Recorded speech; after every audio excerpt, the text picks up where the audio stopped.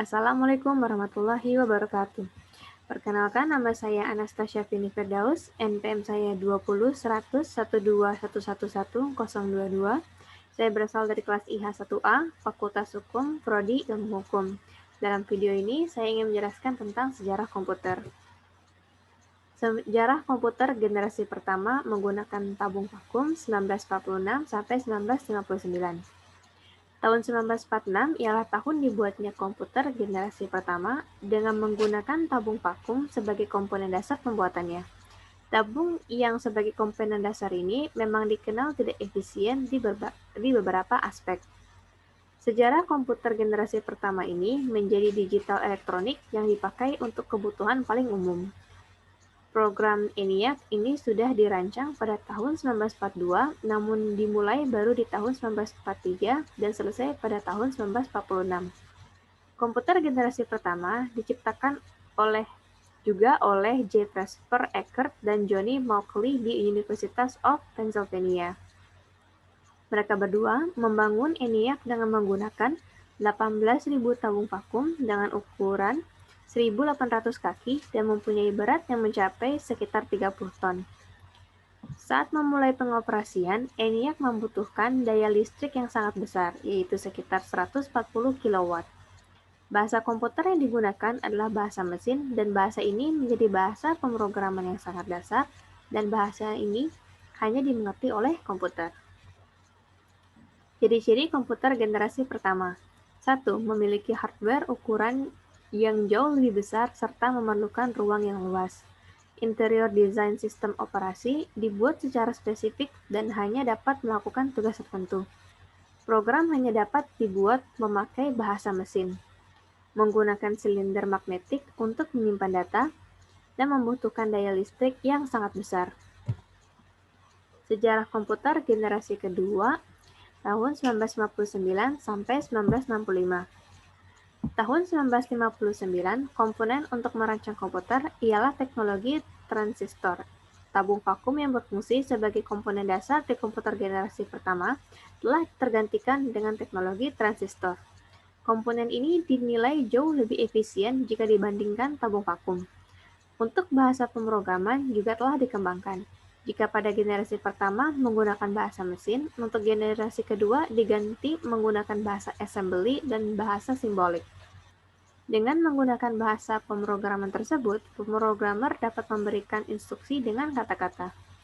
Dengan menggunakan dasar transistor, komputer menjadi lebih kecil, biaya pembuatan komputer generasi kedua juga jauh lebih terjangkau dibanding menggunakan tabung vakum di generasi pertama. Mesin yang pertama kali menggunakan teknologi ini ialah superkomputer. IBM juga telah membuat superkomputer dengan nama Prairie Ran dan Stretch serta menjadikan komputer dengan nama Lark. Komputer ini dikembangkan di laboratorium menggunakan energi atom dan dapat mengatasi berbagai data dimanapun kemampuan ini diperlukan oleh peneliti atom. Ciri-ciri komputer generasi kedua yaitu telah menggunakan operasi bahasa pemrograman, tingkat Fortran, dan COBOL. Kapasitas memori utama menggunakan magnetic core storage, menggunakan simpanan eksternal seperti magnetic tape dan magnetic disk. Mampu memproses secara real-time dan juga real sharing. Ukuran fisik jauh lebih kecil dibanding komputer di generasi pertama.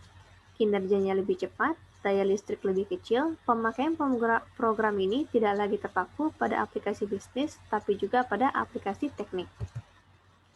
Komputer generasi ketiga, Integrated Circuit, tahun 1965 sampai 1971.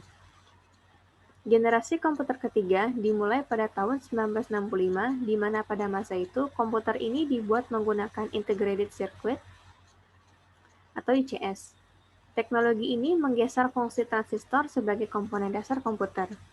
Namun, transistor masih tetap digunakan, akan tetapi ukurannya lebih diperkecil. Beberapa transistor yang berukuran kecil tersebut dimasukkan di IC bersama dengan resistor dan kapasitor. Komputer generasi ketiga ini menjadi komputer pertama yang dapat membuat operator berinteraksi menggunakan keyboard dan monitor dengan tampilan sistem operasi. Selain itu, komputer ini menghabiskan biaya yang lebih murah sehingga dapat dijangkau masyarakat umum. Komputer generasi ketiga merupakan perkembangan melalui tahap yang sangat pesat dari komputer terdahulu. Komputer generasi ketiga ini muncul pada era 1964 sampai 1970. Dalam penggunaannya, transistor membuat kinerja komputer cepat panas, sehingga komputer generasi kedua mulai ditinggalkan. Ciri-ciri komputer generasi ketiga yaitu listrik yang digunakan lebih hemat, software akan lebih meningkat, harga kian terjangkau, memori memiliki kapasitas yang lebih besar, kecepatan menggunakan IC sehingga kinerja komputer lebih cepat. Komputer generasi keempat mikroprosesor 1971 sampai sekarang. Komputer yang kita pakai pada saat ini merupakan komputer generasi keempat, di mana generasi keempat ini dibuat dengan menggunakan komponen dasar bernama mikroprosesor. Chip mikroprosesor memiliki ribuan transistor dan beberapa macam elemen sirkuit yang mana saling terhubung menjadi satu.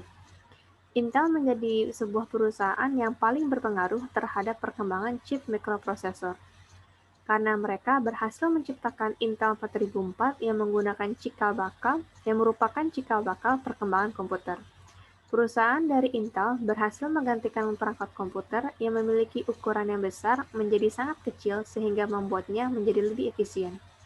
Pada tahun 1971, IBM menciptakan komputer yang didesain khusus untuk kalangan rumahan, sedangkan Apple mempublikasikan Macintosh pertama kali pada tahun 1984, sebuah sistem operasi untuk dapat dijalankan dari perangkat komputer.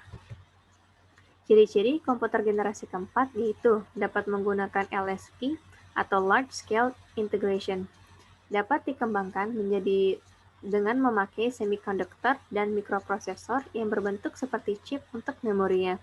Dipasarkan juga pada sektor perorangan, selalu muncul komputer terbaru yang lebih efisien dan mudah dibawa kemana-mana seperti laptop. Komputer generasi kelima, Artificial Intelligence sekarang sampai masa depan.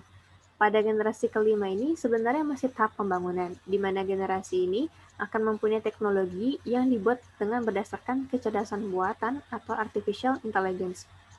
Pengembangan komputer generasi kelima ini bertujuan untuk dapat menghasilkan perangkat komputer yang dapat merespon menggunakan bahasa yang digunakan manusia. Tidak cukup sampai di situ, komputer generasi ini diharapkan dapat mempelajari lingkungan di sekitarnya serta dapat menyesuaikan dirinya sendiri. Ciri-ciri komputer generasi kelima. Komputer masih menggunakan teknologi LSI, namun akan mempunyai banyak pengembangan. Memiliki fitur yang terus berkembang setiap tahunnya.